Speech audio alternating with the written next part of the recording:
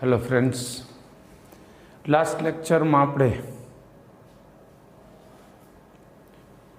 સંઘનન polymerisation, યોગશીલ polymerisation આ બધું જોયું. એ બધાના ઉદાહરણો જોયા, એની બનાવટ જોઈ. હવે આગળ વાત કરીશું ફિનોલ ફોર્માલ્ડિહાઇડ પ્રકારના પોલિમર્સ. કારણ કે ઇન્ડસ્ટ્રીયલી આનું બહુ મહત્ત્વ છે. આજે સનમાઇકા જે બોર્ડ બનેલું છે સનમાઇકાનું છે, તો આ સનમાઇકા, ફોર્માઇકા, મેલામાઇન કહેવાય. એ બધા અલગ ક્લાસના કેમિકલ્સ છે, અલગ ક્લાસના પોલિમર છે. તો એ પણ એક મહત્ત્વનો વર્ગ છે. આપણને પ્લાસ્ટિક ન લાગે, ન નરમ લાગે, ન કોઈ એંગલથી પ્લાસ્ટિક ન લાગે, પણ આ પોલિમર છે. પ્લાસ્ટિક ભલે ના હોય, દરેક પોલિમર એ પ્લાસ્ટિક નથી. રબર છે એ પોલિમર છે, પ્લાસ્ટિક નથી. દરેક પોલિમર છે એ પ્લાસ્ટિક હોવો જરૂરી નથી. આ પ્લાસ્ટિક નથી, પણ આ ફિનોલ ફોર્માલ્ડિહાઇડ જે સનમાઇકા બનાવવામાં વપરાય છે, એક પ્રકારનું રેઝિન જ વપરાય છે. જો રેઝિન પણ જરા સમજાવી દઉં. રેઝિન શું હોય છે? પોલિમરાઇઝેશન પ્રક્રિયા 80% જેટલી પૂર્ણ કરી દેવામાં આવે, પછી એને સ્ટોપ કરી દેવામાં આવે. કન્ડિશન બદલીને, તાપમાન વગેરે, દબાણ વગેરે ઘટાડી દે, એને રેઝિન કહેવાય. આ રેઝિનને યોગ્ય દ્રાવકમાં ઓગાળીને ક્યાંય પણ લગાવવામાં આવે ને હવામાંના ઓક્સિજન દ્વારા ઓક્સિડેશન થઈને બાકીની પ્રક્રિયા સ્ટાર્ટ થઈ જતી હોય અને પોલિમરાઇઝેશન પૂર્ણ થઈ જાય, એને રેઝિન કહેવાય. તો આ ફિનોલ ફોર્માલ્ડિહાઇડ રેઝિન હોય છે. ફિનોલ અને ફોર્માલ્ડિહાઇડને મિક્સ કરે, ચોક્કસ તાપમાન, દબાણ, ડેટા આપી અને એનું પોલિમરાઇઝેશન કરી દીધું હોય. 80% સ્ટોપ કરી દીધું છે. જે હવામાનના ઓક્સિજન દ્વારા બાકીની પ્રક્રિયા ફિનિશ થઈ શકે છે, પણ એ લિક્વિડ ફોર્મમાં આવે તો એના માટે આને લિક્વિડ ફોર્મમાં લઈ જાય અને વરાળ આપે, પાણીની ગરમ કરે એટલે બાકીની પ્રોસેસ થઈને સનમાઇકા બની જાય. ગમ જેવું આવે છે ટૂંકમાં ફિનોલ ફોર્માલ્ડિહાઇડ. એની અંદર પેપરને બોળી દે, 4-5 પેપર, એના ઉપર આવું પ્લેન વિનિયર પેપર કહેવાય, પ્લાસ્ટિક પેપર, એ એક મૂકી દે ને એને ગરમ વરાળ આપીને દબાવી રાખે પ્લેટમાં, એટલે આ સનમાઇકા બની જાય. તો એ સનમાઇકા છે એ ફિનોલ ફોર્માલ્ડિહાઇડ રેઝિન જે ગમ જેવું આવે છે એનાથી આ બન્યું છે. તો એ કઈ રીતે બને આપણે જોઈએ. Topic phenol formaldehyde.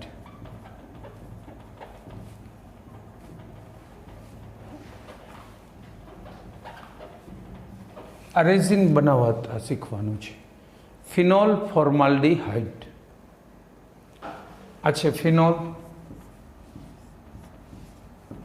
બેન્ઝીન ઉપર OH એટલે ફિનોલ. આની અંદર ફોર્માલ્ડિહાઇડ ઉમેરે. એસિડિક અથવા બેઝિક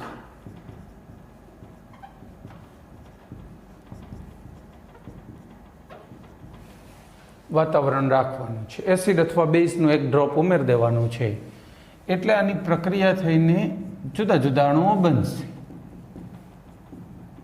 CH2OH, જો અહીંનો એક H હોય જ, HO સાથે જોડાઈ જાય એટલે OH થઈ જાય. CH2O તો છે જ. આને ઓર્થોહાઇડ્રોક્સી મિથાઇલ ફિનોલ કહેવાય. આટલું ફિનોલ તો હતું જ બેઝિક નામ. ઓર્થો ઉપર શું લાગેલું છે? Hydroxy methyl phenol. અથવા બીજો અણુ સાથે સાથે બનતો હોય છે, પેરાહાઇડ્રોક્સી મિથાઇલ ફિનોલ, CH2OH. અથવા બંને જોઈન્ટ થાય એવું પણ બની શકે, CH2OH. અરે બંને ઓર્થો અને પેરા ત્રણેય જગ્યાએ જોઈન્ટ થાય એવું પણ બની શકે. આ જુદા જુદા હાઇડ્રોક્સી મિથાઇલ ફિનોલ મળે. જો વધુ સચોટ કામ માટે, વધુ સારા આઉટપુટ માટે પેરા બેસ્ટ, ઓર્થો અથવા પેરા સિંગલ વાળું આ પણ કામ લાગે. બધાના પર્સન્ટેજ વાઇઝ અલગ અલગ હોય, પણ પ્રોપર ટેકનિકથી બનાવવાથી આ વધુ બને. બસ આ વધુ બનશે તો વધુ સારું. અહીંયા જે ફોર્માલ્ડિહાઇડ ઉમેરો છે, HCHO એટલે ફોર્માલ્ડિહાઇડ, 1/3 ત્રીજા ભાગનો ઉમેરો છે. હવે આની અંદર બીજો હિસ્સો ઉમેરીશું ફોર્માલ્ડિહાઇડમાં. આનો ફોર્માલ્ડિહાઇડનો બીજો હિસ્સો HCHO. આ જે પણ આપણી પાસે મિશ્રણ છે એની અંદર જે એસિડ ઉમેરેલો છે કે બેઝનું ડ્રોપ છે તો એ તો છે જ. હવે HCHO ઉમેરવાથી શું થવાનું છે? આવા ચેઇનવાળા પોલિમર બનશે. OH CH2 OH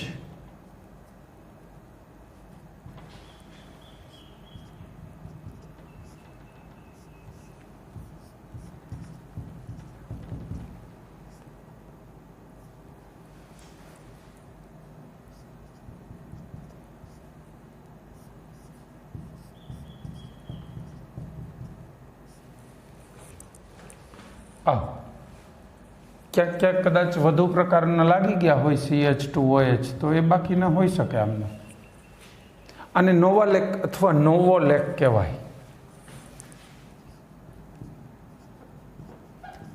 નોવાલેક અથવા નોવોલેક રેખીય પોલિમર હોય છે. લાંબી આવી ચેઇન ગોઠવાય. ત્યાર પછી એની અંદર જ્યારે ત્રીજો હિસ્સો ઉમેરશું ફોર્માલ્ડિહાઇડનો, તો આવા જે નોવાલેક રેખીય પોલિમર છે. હવે ત્રીજા હિસ્સા માટે જરા ફરીથી આને લખતો નથી હું, આની અંદર જ થર્ડ પોર્શન લખીશું. આની અંદર જ્યારે 66% જેટલો HCHO ઉમેરાવે, 33% અહીંયા ઉમેર્યો છે. પહેલાં 33%, પછી 33% ઉમેર્યો ત્યારે નોવાલેક બન્યો, ને છેલ્લો 33%. હું છેલ્લો ઉમેરીને ડાયરેક્ટ લખાવું છું. એના માટે હોય છે આવી નોવાલેકની રેખીય શૃંખલાઓ સામસામી ગોઠવાઈ જાય.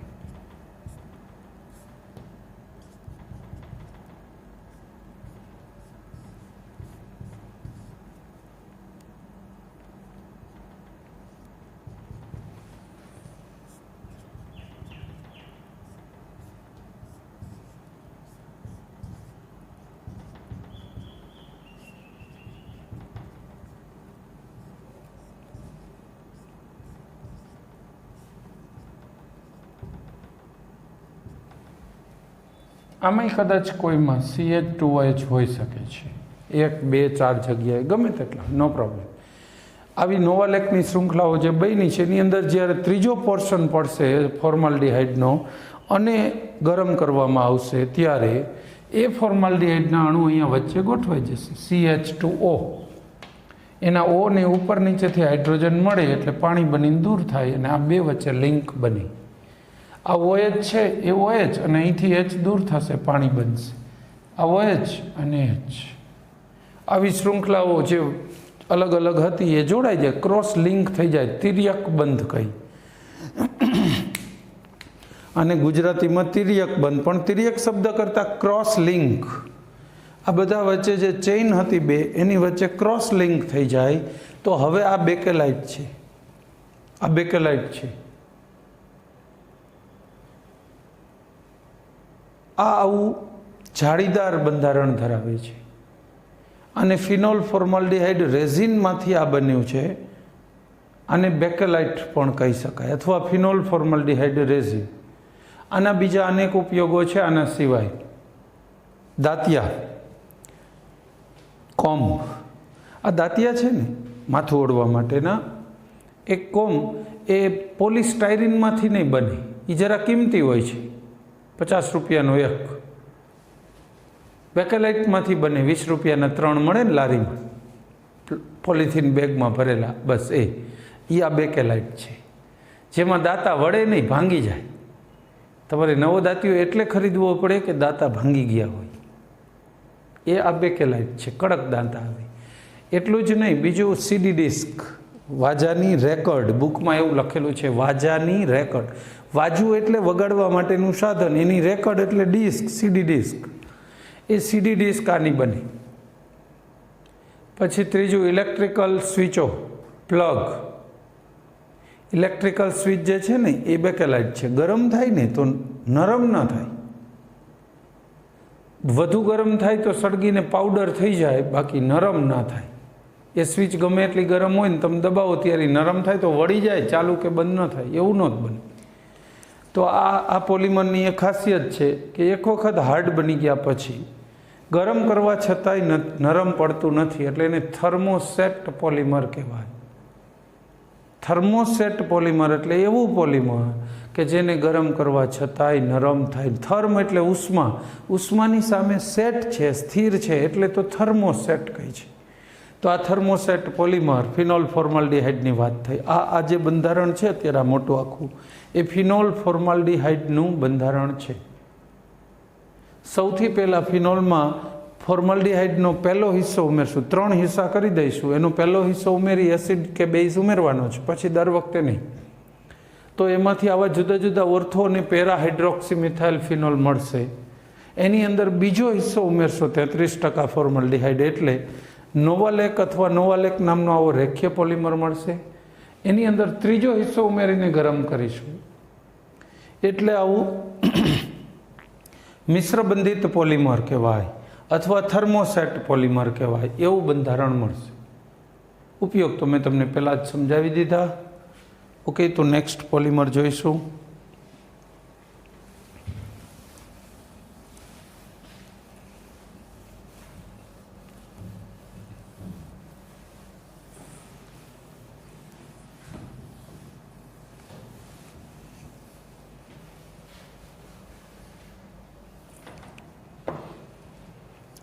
પોલિમર ચેપ્ટર આના પછી વધીને 2 લેક્ચર, ત્યાં સુધીમાં તો 100% પૂરું થઈ જશે. એટલે ત્યાં સુધીમાં તમે લોકોએ કેટલું રિફર કર્યું છે એ મને જાણકારી મળે એના માટે મેં તમને આગળ કીધું હતું એમ મોઢે તૈયાર કરવાનું છે, મોઢે એક વખત લખવાનું છે. વાંચી લો બુકમાંથી એક એક પ્રકારમાં ફિનોલ ફોર્માલ્ડિહાઇડ રેઝિન, પછી નીચે તમે આખું બંધારણ દોરી શકો છો. જો ડાયરેક્ટ મોઢે ન ફાવતું હોય તો એકવાર જોઈને લખવાની પ્રેક્ટિસ કરી લો, પછી બીજી વાર મોઢે લખો. પણ એ જે મોઢે તમે લખ્યું હોય એ મને ગૂગલ ક્લાસરૂમમાં હોમવર્ક તરીકે સબમિટ કરો. જો હું હોમવર્ક માટે અલગથી કંઈ તમને નોટિફિકેશન નથી આપી રહ્યો, આપણા લેક્ચરના માધ્યમમાં જ તમને જાણકારી આપું છું કે હોમવર્ક તમને ત્યાં આ રીતે સબમિટ કરો. જેને લેક્ચર સાંભળ્યો નથી એને ખબર નથી ને એનું સબમિશન નહીં આવે, મને ખબર પડી જશે કે લેક્ચરમાં કામ થઈ રહ્યું છે કે કેમ. ઓલરાઈટ, આગળ વધીએ. એના પછીનો પોલિમર આવશે મેલામાઇન.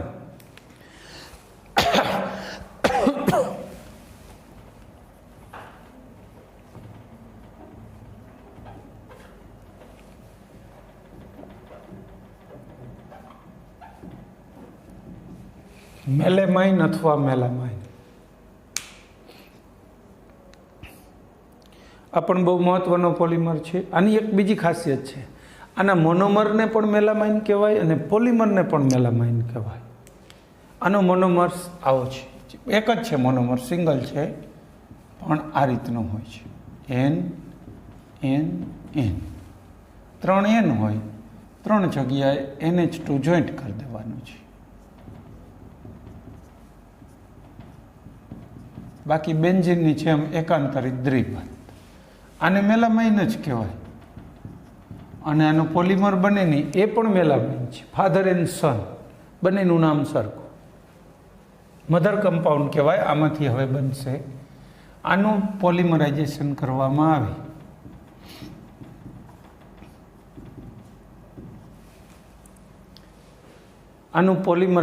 કરવામાં આવે એટલે પોલિમર બને.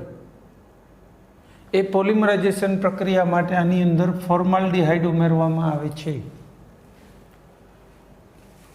આમાં એક સાથે ઉમેરવાનું હોય છે, પણ પ્રક્રિયા સ્ટેપ બાય સ્ટેપ થાય. દરેક સ્ટેપ લખવાની જરૂર નથી, પણ હું તમને સમજાવું ખરા. જો તૈયાર તમારે કરતી વખતે દરેકને સ્ટેપ પાડીને સમજવાની જરૂર નથી, ડાયરેક્ટ લખી શકશો. NH2CH2OH, NHCH2OH, NHCH2OH, NH2. જરૂર નથી કે દરેક બાજુએ જોઈન્ટ થઈ જાય ફોર્માલ્ડિહાઇડ. આ 2 NH સાથે થયો. સપોઝ અહીંયા ના લખવું હોય તો અહીંયા આપણે 2 લખ્યા હોય તો અહીં જોઈન્ટ કરી દો, NH2CH2OH. રેડી? આ ફોર્માલ્ડિહાઇડ સાથે ઇનિશિયલ પ્રક્રિયા થઈ. હજુ ગરમ કરવાનું ચાલુ રાખો એટલે પ્રક્રિયા વધશે અને આમાંથી આવી રીતનો અણુ રચાશે. જો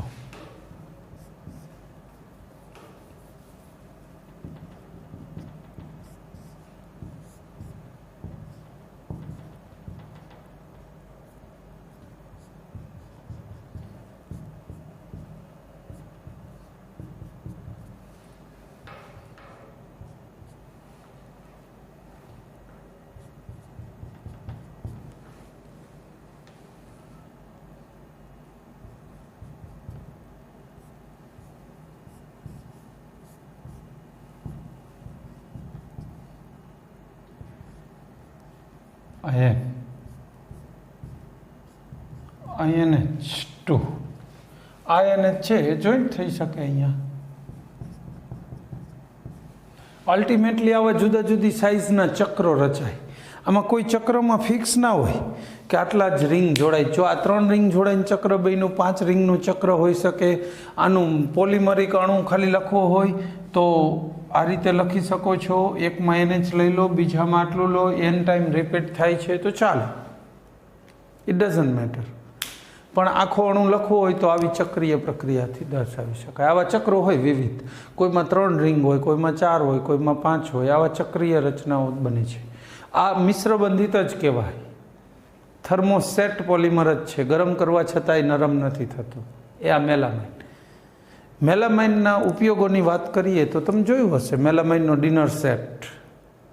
મેલામાઇનનો ડિનર સેટ એકદમ સરસ સફાઈદાર ચમકદાર જે શાઇનિંગવાળી ડિસ્ક મળે છે મેલામાઇનની છે. સાદા પ્લાસ્ટિક પોલિઇથિલિનની ડિસ્ક એ મળે છે 20 રૂપિયાની. ધોયેલી હોય સૂંઘો તોય વાસ આવે. જમવામાં એ વાપરે છે, પણ એ વાપરવી ન જોઈએ. એકચ્યુઅલી એ ડિસ્ક નુકસાન કરી શકે છે, એના કેમિકલ્સ. પણ મેલામાઇન છે એમાં કોઈ પ્રોબ્લેમ નથી. આ ક્રોકરીનો ફાયદો, આની ક્રોકરી બને રસોડાના સાધન, નાનું બાઉલ બનાવો, ચમચી બનાવો, એ બધું એ પડી જાય ને તો તૂટે નહીં. કાચ જેવું દેખાય, હેવી લાગે વજનમાં, પડે તો તૂટે નહીં.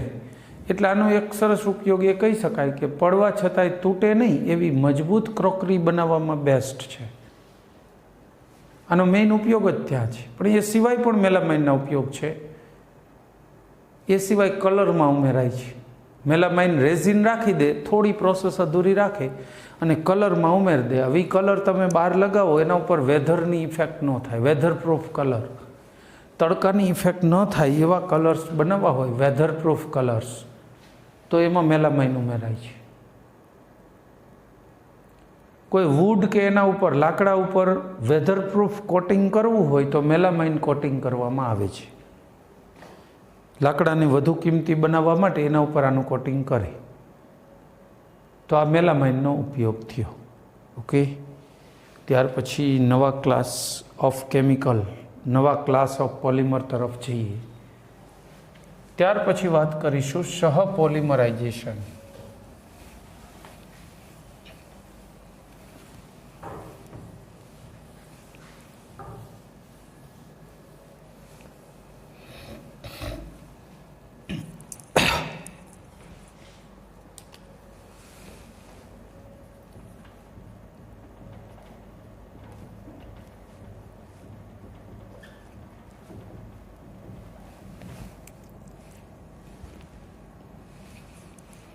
સહપોલિમરાઇઝેશન, કોપોલિમરાઇઝેશન. જ્યારે એક કરતાં વધુ મોનોમર્સ જોડાય અને પોલિમરની રચના કરે, એક કરતાં વધુ પ્રકારના મોનોમર, એક કરતાં વધુ મીન્સ એક કરતાં વધુ પ્રકારના. નહીંતર દરેક પોલિમરમાં મોનોમરની સંખ્યા તો વધારે હોય પણ પ્રકાર એક હોય. ઇથિલિનના જ બધા અણુ હોય ને એમાંથી પોલિઇથિલિન બને તો એ આમાં આવશે નહીં. પણ 2 જુદા જુદા પ્રકારના હોય કે 3 જુદા જુદા પ્રકારના મોનોમર જોડાય અને પોલિમરની રચના કરતા હોય તો એવા પોલિમરને કહીશું સહપોલિમર. અને એ પ્રક્રિયાને સહપોલિમરાઇઝેશન. ઉદાહરણ સાથે જોઈએ. Styrene butadiene rubber. આ છે butadiene, CH2CH13 butadiene plus styrene CH double bond CH2. આ છે સ્ટાયરીન.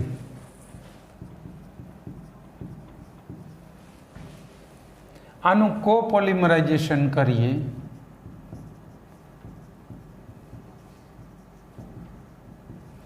તો આમાંથી સ્ટાયરીન બ્યુટાડાઇન રબર બની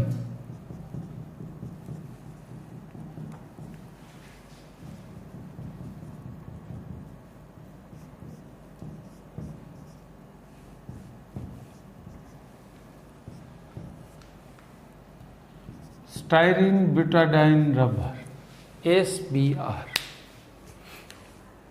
આમાં શું છે? અહીંયા ડબલ બંધ છે બંને જ પોઝિશન ઉપર, એ બંને તૂટી જશે ને બંનેની રાઈટ વચ્ચે અહીંયા ડબલ બંધ આવશે. 1,3 બ્યુટાડાઇન છે એનો ડબલ બંધ બંને તૂટી જશે, વચ્ચે બને એટલે વચ્ચેના તો 2 કાર્બન છે એ સેટિસ્ફાઈડ થઈ ગયા, 4 વેલેન્સી 4 સંયોજકતાથી છેડા મુક્ત થયા, એ જોઈન્ટ થઈને ચેઇન બનાવે છે. બંનેના N અણુઓ વપરાય છે અને સ્ટાયરીન બ્યુટાડાઇન રબર કહેવાય. હા, અથવા બુનાયસ. મેં અગાઉ એકવાર કીધેલું, આની શોધ હિટલરે કરાવી છે, બુનાયસ. આગળ આપણા લેક્ચરમાં જ આપણે આ પોલિમર ચેપ્ટર સ્ટાર્ટ કર્યા પછી વાત કરી હતી, તો આ હિટલરે જ બુનાયસ શોધાવ્યું છે. એના દેશને જ્યારે રબરની તંગી હતી, શોર્ટેજ હતી ત્યારે. પણ આ એક પ્રકારનું કોપોલિમર છે. એ જ રીતે બીજું નામ આપી દઉં, નાયલોન 66, એ પણ કોપોલિમર છે. નાયલોન 6 પણ કોપોલિમર છે. જેમાં એકથી વધુ પ્રકારના મોનોમર વપરાય તો એને કોપોલિમર કહેવાય, પ્રક્રિયાને કોપોલિમરાઇઝેશન કહેવાય. ઓકે, આનો ઉપયોગ જોઈએ. હવે આ ભેગું લીધું છે બુનાયસ અથવા સ્ટાયરીન બ્યુટાડાઇન રબર. પ્લેનના ટાયરો બનાવવા માટે જ એને તો આ શોધાયું હતું, કારણ કે ઠંડા પ્રદેશો બધા અંગ્રેજોના કબજામાં હતા. યુદ્ધની તૈયારી કરી હિટલર, તો અંગ્રેજોએ એમને મળતું કુદરતી રબરનો સપ્લાય અટકાવી દીધો. હવે આમની પાસે બીજો કોઈ રસ્તો નહોતો, એટલે ના છૂટકે એમણે આવું કૃત્રિમ રબર શોધ્યું જે ટાયરોમાં વપરાય. જમીનમાં ટાઇલ્સની જગ્યાએ ચાલે જ. અત્યારે તો એવો જ ફેઝ છે, જુદા જુદા ડેકોરેટિવ રબર્સની ટાઇલ્સ બને છે, એમાંય આ ચાલે છે. જેથી ડેકોરેટિવ નહોતા, તમે જોયું હોય તો વર્કશોપ હોય, પછી ગારાજ હોય બાઇકના, કારના, એમાં નીચે પાથરવામાં રબર, એ લોકો ટાઇલ્સ ન વાપરે, રબર રાખે. એટલે કંઈ પણ ભટકાય પડે, કોઈ વસ્તુ અથડાય તો ભાંગતૂટ ન થાય. તો એને રબરના બેલ્ટ તરીકે વપરાય, કન્વેયર બેલ્ટ તરીકે વપરાય. વીજળીનો વાયર, એને વીજ અવરોધક બનાવવા માટે ઉપર આનું કોટિંગ વપરાય. પોલિમર પ્લાસ્ટિક પોલિથિલિન વપરાય છે અને આ પણ વપરાય છે. આના ગ્લોવ્સ બને છે, શૂઝ બને છે. જે લોકો વાયરમેન હોય, જેને વીજળીની લાઇનમાં પાવર ચાલુ હોવા છતાં એના સાથે કંઈક કામ કરવું છે, તો એવા સમયે એવા લોકો આવા સાધનો વાપરે છે. ગ્લોવ્સ, હેન્ડ ગ્લોવ્સ, મોજા રબરના આવે, એને વાયરને ટચ કરે તો પણ કરંટ લાગે નહીં એના માટે. પછી શૂઝ, પગરખા.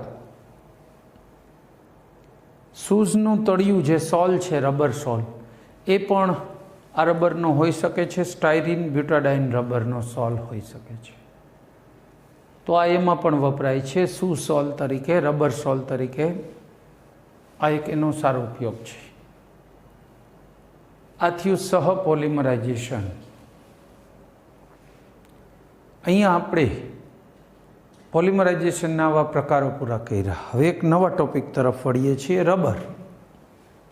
ત્રણેય પ્રકાર ભણવાના છે રબરમાં. એમાં એક તો જો કે આવી ગયું કહેવાય, કુદરતી રબર, વલ્કેનાઇઝ રબર અને કૃત્રિમ રબર. 3 પ્રકાર.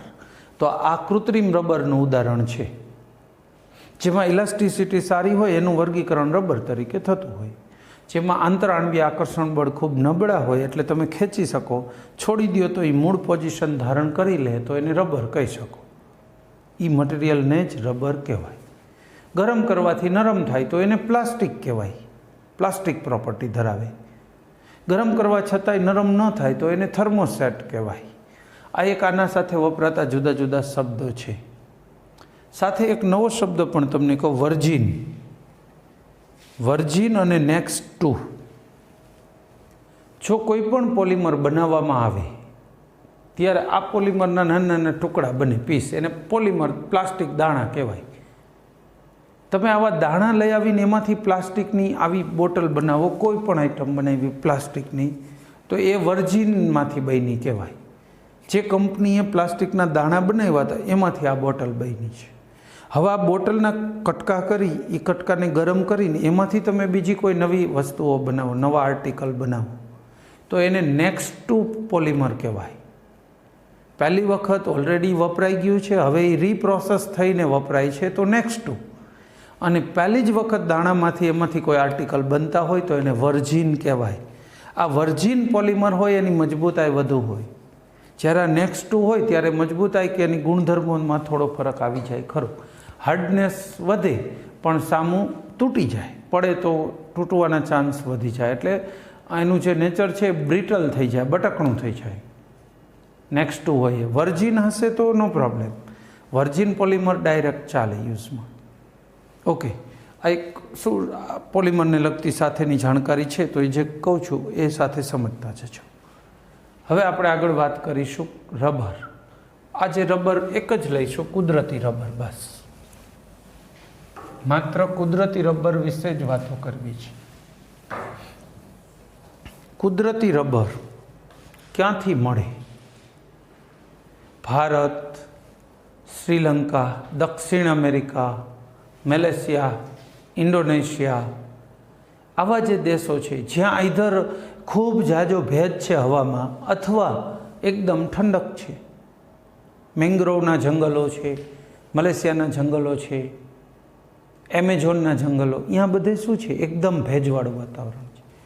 આપણો હિમાલય એરિયા, ત્યાં ભેજ એટલો નથી પણ ત્યાં ઠંડક જ છે. ઠંડકના કારણે ભેજ તો રહેશે જો કે, પણ ભેજ અથવા આઈસી ઠંડક, એકદમ આઈસ જેવી ઠંડક, આ બંને એરિયામાં રબર ઝાડ આપોઆપ ઉગી નીકળે છે. આપણે અહીંયા બાવળ ઉગે એ રીતે, લીમડા બાવળ ઉગતા હોય એ રીતે એ રબર ઝાડના થડમાં છેદ પાડે, કાપો મૂકે અને ડોલ બાંધે ગળણી સાથે. આંકડાનું જે થીર હોય, દૂધ હોય આંકડામાંથી નીકળતું, એવું થીર જેવું વ્હાઇટ કલરનું દૂધ જેવું દુગ્ધ રબર મળશે. આ જે દુગ્ધ રબર છે એને આદિવાસી લોકો એકઠું કરે છે, એના કેમ્પ ઉપર લઈ જાય, એની અંદર પ્રિઝર્વેટિવ ઉમેરે, બગડે નહીં એના માટે ઇથેનોઇક એસિડ પ્રિઝર્વેટિવ તરીકે અને મિથેનોઇક એસિડ છૂટું પાડવા માટે પાણીને. આપણે જેમ દૂધ લઈને એમાં લીંબુ નીચોવીએ તો દૂધ ફાટી જાય, ફોદા ફોદા થઈ જાય, પનીર છૂટું પડી જાય, પાણીનો ભાગ છૂટો પડે. ગાળી લો એટલે પનીરને પાણી છૂટું પડે. એમાં રબર લેટેક્સમાં જેવું ઇથેનોઇક એસિડ અને મિથેનોઇક એસિડ એડ કરે એટલે પાણી અને રબર છૂટું પડી જાય. તો એ પાણીને કાઢી નાખે, જે રબરી પાર્ટ છે, માખણ જેવો પાર્ટ થઈ જાય, એને ભેગો કરે અને એને કંપનીમાં વેચી દે. કંપનીવાળા એનું પ્રોસેસિંગ કરે છે, એમાંથી કોઈને કોઈ વસ્તુઓ બનાવે છે. કુદરતી રબરની રનિંગમાં વપરાતી બે ચાર વસ્તુઓના ઉદાહરણ જોઈએ. ઇરેઝર, પેન્સિલથી લખ્યા પછી જેને ઇરેઝ કરી છે એ ઇરેઝર જે છે એ કુદરતી રબર છે ડાયરેક્ટ. પછી રબર બેન્ડ. હું તમને એક કેસ કહું. હું હમણાં બેંકમાં ગયો હતો તો પહેલાં પેન્સિલથી લખેલું, હવે પેન્સિલનું ચક પાછળ કંઈક લખ્યું હશે, એ કાઢવું હતું કેશિયરને. ઇરેઝર ખોવાઈ ગયું. ક્યારનો બેંકમાં ઇરેઝર શોધે. કીધું ભાઈ પૈસા જમા, મને કે 1 મિનિટ, આ ઇરેઝર મળે ને એટલે આ કરી દો. જે મને એમ કહેતો હતો કે ઇરેઝર મળે ત્યારે આને ઇરેઝ કરું, એ માણસ એ કેશિયરની સામે ડ્રોવરમાં ઘણા બધા રબર રિંગ્સ, કુદરતી રબર, આપણે જે રબર બેન્ડ કહી છે ને કાગળ ઉપર ચડાવી, એનો ઢગલો પડ્યો. બોલો, રૂપિયાની નોટ ઉપર એ મારે ખબર હોય તો ઢગલો પડ્યો હતો. કશું જ નહોતું કરવાનું. મેં લાવો હું તમને કોરું કરી આપું. મને કે સાહેબ તમારી પાસે રબર ઇરેઝર છે? મેં નથી, મારી પાસે ખિસ્સામાં ઇરેઝર લઈને થોડોક નીકળીશ, બેગ હોય તો વળી હોય. છતાંય કીધું લાવ. એના પાસેથી 2-3 રબર બેન્ડ લીધા, આંગળી ઉપર 5-6 વખત આમ વીંટી દીધા એટલે જાડું થઈ ગયું. એ પણ કુદરતી રબર છે, ઇરેઝર કુદરતી છે, બસ એનાથી કાઢી દીધું. એ કે ઓ આ ઈ જ છે. મેં આ બે રબર તો એક જ છે. હવે તારી પાસે ઇરેઝર ખોવાઈ જાય ત્યારે આ કરજે ગોતવા કરતા. એટલે કુદરતી રબરમાંથી રબર બેન્ડ બને છે, ઇરેઝર બને છે. એ સિવાય કુદરતી રબરમાંથી બીજું શું બની શકે છે? Hand gloves. ડૉક્ટરો ઓપરેશન માટે જાય ત્યારે જે મોજા પહેરે છે એ હેન્ડ ગ્લોવ્સ. પછી ફુગા. બાળકો જે ફોડીને આનંદ લે છે હોળીમાં પાણી ભરી, એ ફુગા, એ પણ કુદરતી રબર છે. આ સિવાય ઔદ્યોગિક ને બિન ઔદ્યોગિક જુદા જુદી વસ્તુઓ કુદરતી રબરની બની શકે છે, પણ આટલી વસ્તુઓ તો બહુ કોમન છે. આ કુદરતી રબર મેં તમને કીધું કે આ રીતે મળે છે, અહીંથી મળે છે. હવે વાત આવશે એનું બંધારણ વગેરે. પણ આપણે બધા જ રબરના બંધારણો અને વધારાની ડિટેલ્સ નેક્સ્ટ લેક્ચરમાં જોઈશું. રબર ટોપિક પૂરો કરીશું અને સાથે ચેપ્ટરના એન્ડ તરફ પણ જઈશું. હવે વધીને મેં તમને કીધું એમ 2 લેક્ચર આ ચેપ્ટરના થવાના છે. 2 લેક્ચરમાં આપણે we are going to finish this chapter. પણ સાથે સાથે તમે કેટલું કામ કર્યું એ મહત્ત્વનું છે. આ વિડીયોને જરૂર પડે તો ફરીને જોઈજો. અને ખાસ તો બધા સ્ટુડન્ટ્સને એક રિક્વેસ્ટ છે, જો કંઈ પણ પાર્ટ તમને એવું લાગે કે આ પોર્શન સાહેબે સમજાવ્યો નહીં, બુકમાં હતો સમજાવવો જોઈતો હતો કે સમજમાં નથી આવી રહ્યો, તો મને આ એક ચેપ્ટર પૂરતા પ્લીઝ ડાયરેક્ટ ફોન કરો મારા નંબર ઉપર કે સર આ ટોપિકમાં આ પ્રોબ્લેમ છે, આમ છે તેમ છે. જરા રિવ્યૂ મળશે તો મને ખ્યાલ આવશે. ઓકે, તો જેમને આ ન જ સમજાતું હોય તો will you please call me. Thank you.